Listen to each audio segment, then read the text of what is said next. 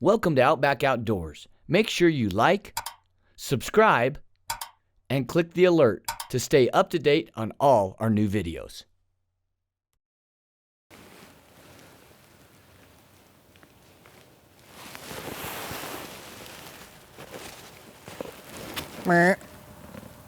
Got him.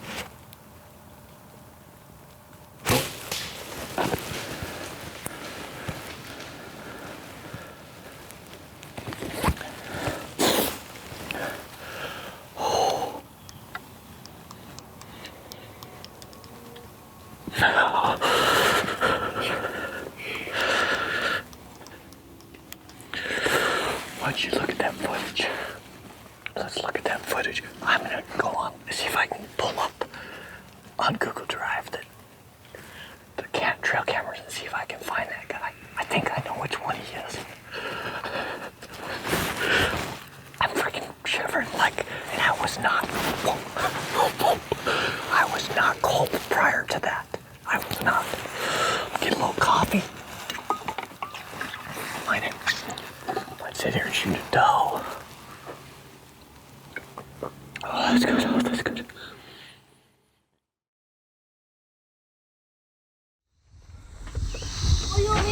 Missouri, the show me state. Right now it's showing us mugginess, but you know what? It's the perfect conditions for our fall food plot. We've done fall food plots for approximately, I think this is our 4th year here. Nick's with us, which is always good because he's got the helpful hints and all the tips and tricks. We got Levi, the outdoorsman, with us. He's kind of running the show in actuality. So we're down here in Boonville, Missouri this weekend, and we're working on some plots with the guys from Outback Outdoors. As you can hear, Trevon come rolling up in the background here. We're doing a pH correction. So when you do a killer food plot soil test, one of the things you're going to be getting back in the information is your pH levels, and pH is extremely important because based on your pH level will determine the availability of nutrients that already exist in the soil, as well as the nutrients you're adding and mixing in when you either disc or rototill. If you are planting a brassica type mix, turnip, rape, radishes, multiple years in a row, the general practice is in the 4th year you want to rotate those plots into something more of a grain or a clover or some other type of planting besides what's considered a brassica. And so we had to rotate, and that worked pretty good because we're rotating our annual plots into perennial clover, resurrection clover, chicory plots, and getting them into cold play plots. And then we're rotating some of our perennials in the clovers, chicories, and cold play into annual plots. We've got this whole plan and a method and a procedure, and I think that's where the safety comes, and you know you're going to get growth when you do it right. I'm on the right side of the ground. Yeah.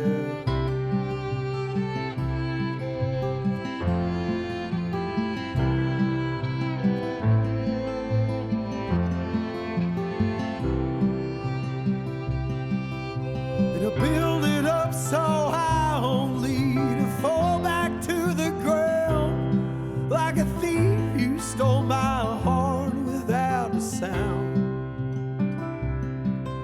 So guide me down the darkest, roughest road you ever saw.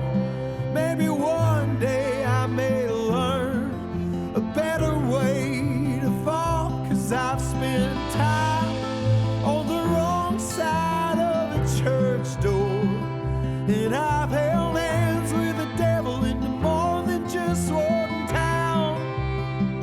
I bet by 40 the stories make you question me. I hope by 40 I'm on the right side of the ground. And in my dreams or somewhere that it snows, North Dakota, maybe Ohio. I need to leave, but I cannot let go. I don't know if I'll be fine, but better on my own, 'cause I'll spend... For those of you that hunt out west, you're familiar with onyx, and you're probably familiar with onyx because of the public and private land boundaries the GMUs, the ability to get back to camp, maybe mark the elk after you kill it, whatever it might be, find your backpack. Out in the Midwest, out in the East, in whitetail country, I have found that we actually utilize onX even more. The property we know, but what we're looking at is the ability to understand from a bird's eye view, along with our knowledge of actually walking the ground, our deer corridors, what's our travel routes. And then we can transfer that into picking the locations of our food plots, plotting those with the shape tool. And then, just like this fence behind me, you have private and private. This private we can hunt, that we can't. So that's gonna dictate what you're doing. So I think onX is really overlooked for whitetail hunting, and I think you're missing out if you're not using it. Just give me a couple finger snaps to set it. Roll it.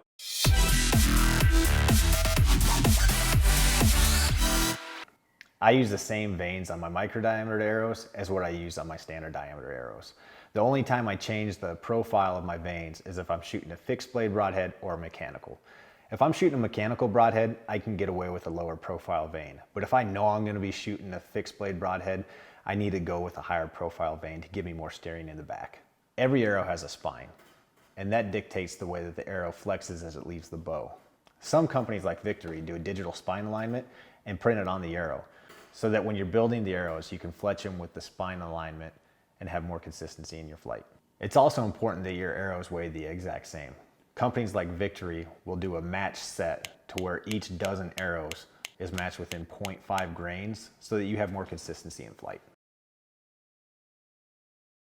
The sky turned black the day you left, darkest colors left to rest. Shades of gray would lead the night in from the west. She told me angels fly away, we'll meet again someday. I am lonesome without you. I am so lonesome without you, my baby doll. I am lonesome without you. She told me angels fly away, we'll meet again someday. I am lonesome without you, without you.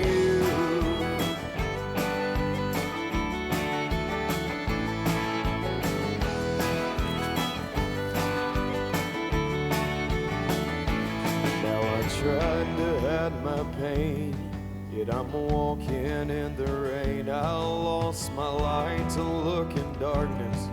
I'm searching anyway. I pray to Jesus and I shake. I'm a sinner. Finally November, finally, and we're in the tree in Missouri. It is about 50 degrees with about 15-mile-per-hour wind, and I'm excited. This is the same farm we hunted last year with AR and Trav, the whole crew. We did a lot of work. We put a killer food plot in here and we hung this stand. This is the first time we've set, anybody actually has set this stand, so I'm excited. But the rut's coming and we're seeing some small bucks chasing already, so this week ought to be a lot of fun.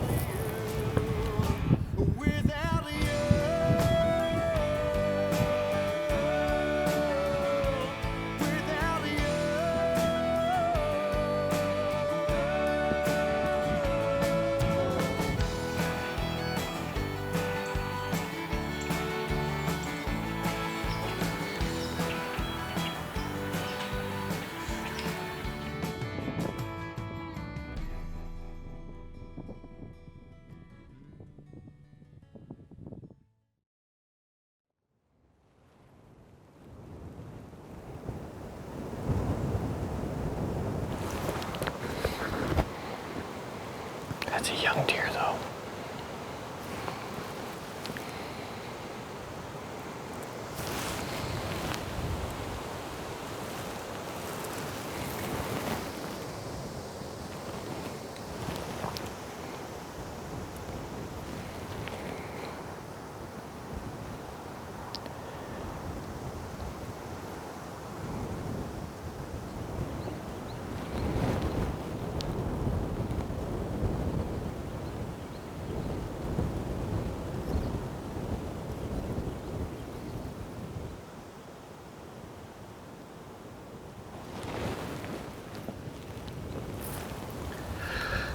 was exciting.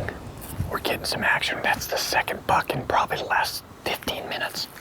Honestly, I think that's the 3-year-old. It's gonna be a good deer. So, I always second guess myself, but if you let him grow, then at least you have a chance. But that's a decent buck. I'd be happy with him if I wasn't pretty sure he was 3. This is what it's all about. November in a tree in Missouri. Get your blood pumping.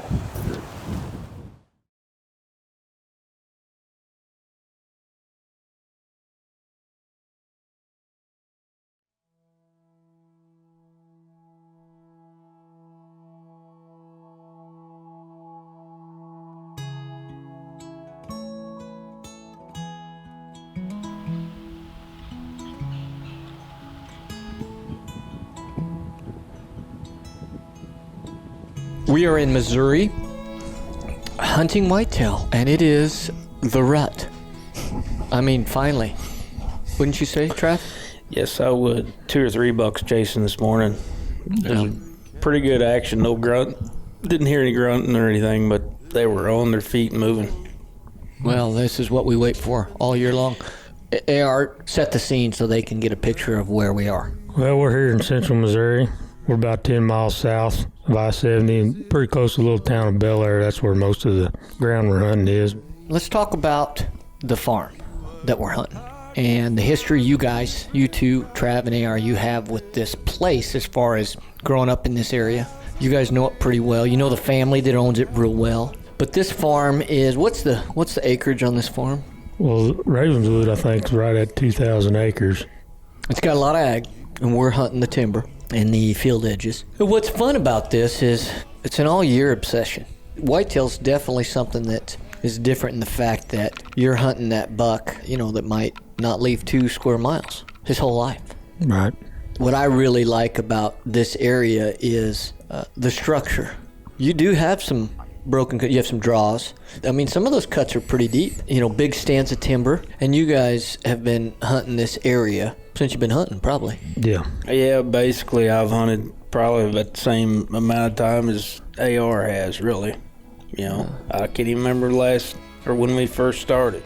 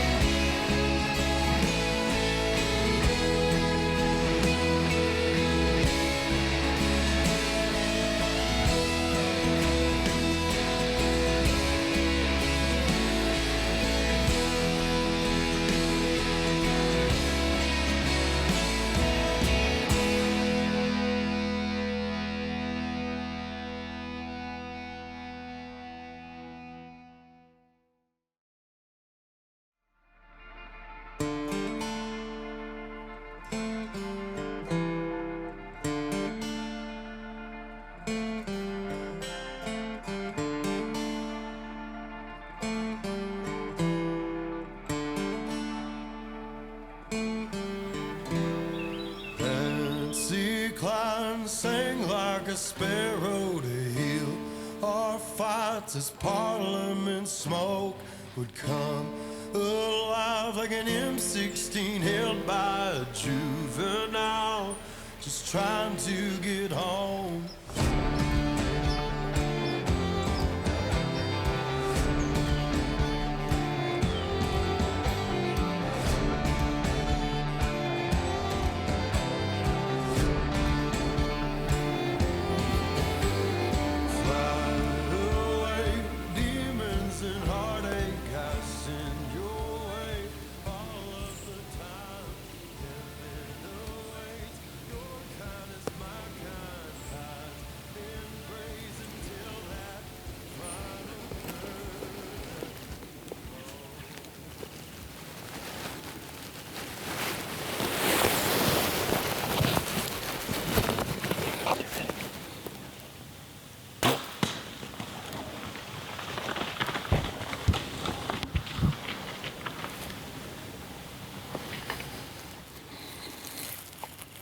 felt pretty good. Finally got to loose an arrow. You know why the Indian didn't shoot the doe? Because he didn't have an arrow.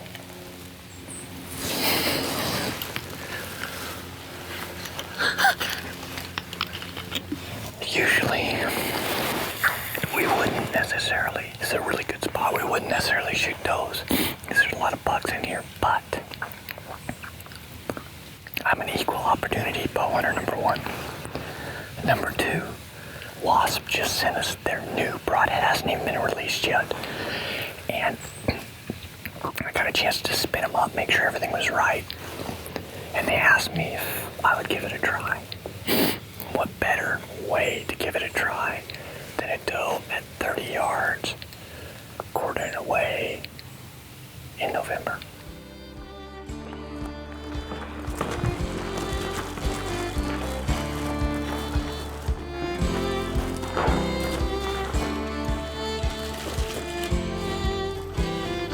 Patsy Cline sang like a sparrow to hear our fights with Parliament smoke.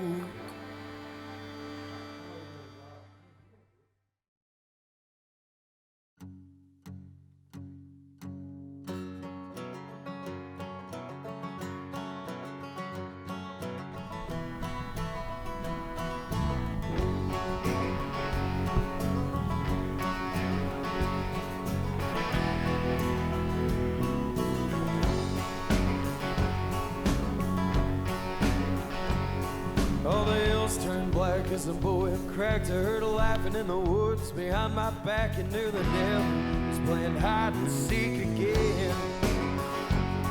Yeah. With a black top hat and a guinea sack, I turned quick to look. He hit back and I knew he kinda wanted to be seen. But he said, no, boy, don't run a cowboy. Son, I'm back. That's a good buck. Yep, that's high.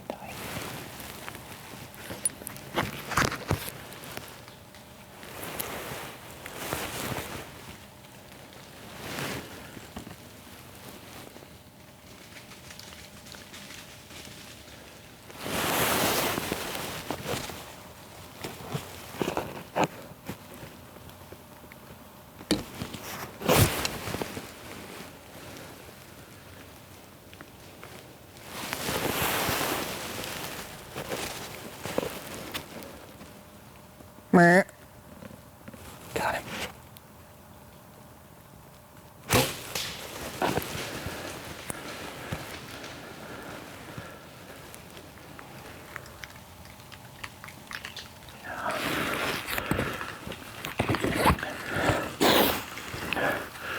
Oh, I might hit him a little bit high.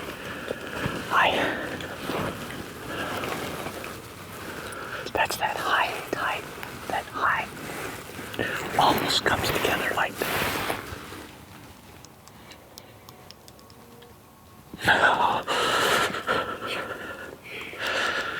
Yes.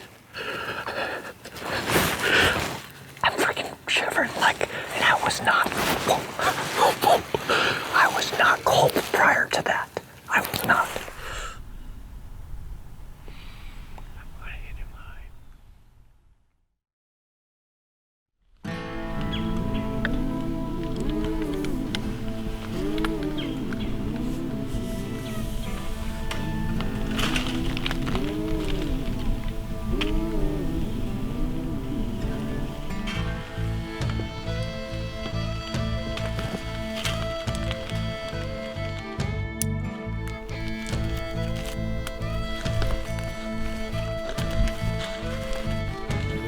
Eastern sun is soon to rise, soon to bring another fight. I bet she'll bring some darker storm. When in doubt, what do? Back out. You back out. So we backed out And then we kind of all went out there, and it was weird though, wasn't it? There wasn't much blood. Didn't look good. Tanner likes to play these games. Well, I think the last 3 hunts, he's freaking walked right up on what I killed. And then he walks up to me and he asked me a question like yesterday. He said, hey, you still on blood? I'm like, dude, I don't know, man. It's not looking good. And he goes, hey, by the way, what did that deer look like? And he pulls out his phone. He's got a picture of my buck dead. You'd already found it? Huh? You found it? Oh. You sons of guns. Oh. Thank you, Lord. Thank you, Lord. Oh, man. Yes. This is the split G3. This is the split G3 buck we've been getting pictures of. This is a blessing. And he didn't go that far He was because dead within 15 minutes of the shot. the shot was good. It wasn't as not near as high as I thought it had been, Especially with the angle. especially with the angle.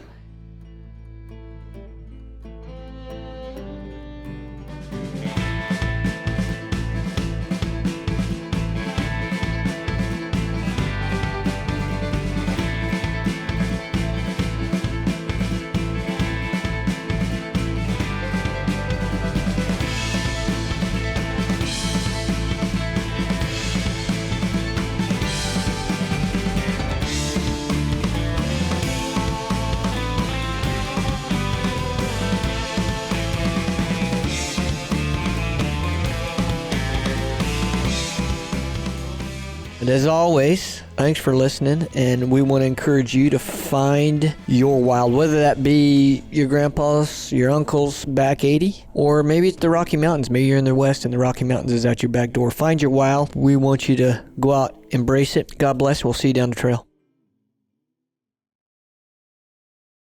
Thanks for watching Outback Outdoors. We encourage you to comment below, and as always, like, subscribe, and click the alert to stay up to date on all our new videos.